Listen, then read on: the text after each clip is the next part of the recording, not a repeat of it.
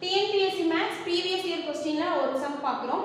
If product of given three numbers is 1875, then their HCF is 5, then their LCM என்ன அப்படின்னு கேட்டிருக்காங்க. அதாவது மூன்று எண்களின் பெருக்கற்பலன் 1875, அவற்றின் மீபோவா 5 கொடுத்திருக்காங்க. அதோட மீபோமா என்ன அப்படின்னு கேட்டிருக்காங்க.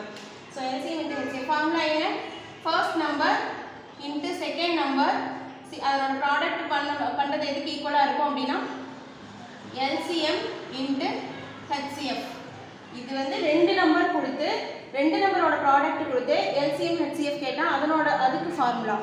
இதே மூணு நம்பரோட ப்ராடக்ட்ஸ் என்ன அப்படின்னு கொடுத்துட்டு HCF கொடுத்துட்டு LCM என்னன்னு நீங்க கேட்டிருக்காங்க. ஸோ இதுக்கு ஒரு ஃபார்முலா என்ன அப்படின்னா சேம் அதே தான், HCF மட்டும் ஸ்கொயர் பண்ணணும், அவ்வளோதான். ஸோ இதுதான் ஃபார்முலா. அதாவது மூன்று எண்களின் பெருக்கற்பலன் என்ன அப்படின்னா அந்த மூன்று எண்களின் LCM வந்து அந்த மூன்று எண்களின் HCF ஸ்கொயர் பண்ண வேல்யூவோட பெருக்கல் பண்ணும்போது வர ஆன்சர் தான்.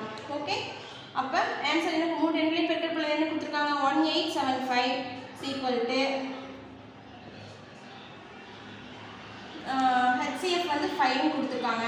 ஸோ LCM என்ன நமக்கு தெரியாது, LCM அப்படியே வச்சுக்கோங்க. HCF 5, ஸோ 5 ஸ்கொயர் பண்ணுறோம். 1875 இது இந்த பக்கம் அப்படியே இருந்துச்சுன்னா 5 into 5 equal to LCM. 5 னா 3 5s are 15, balance 3, 7 5s are 75, balance 2, 5 5s are 25. 5 ஆல 7 பண்ணா 7 5s are 35, 2 7 5 5s are 25. So 75 வருது.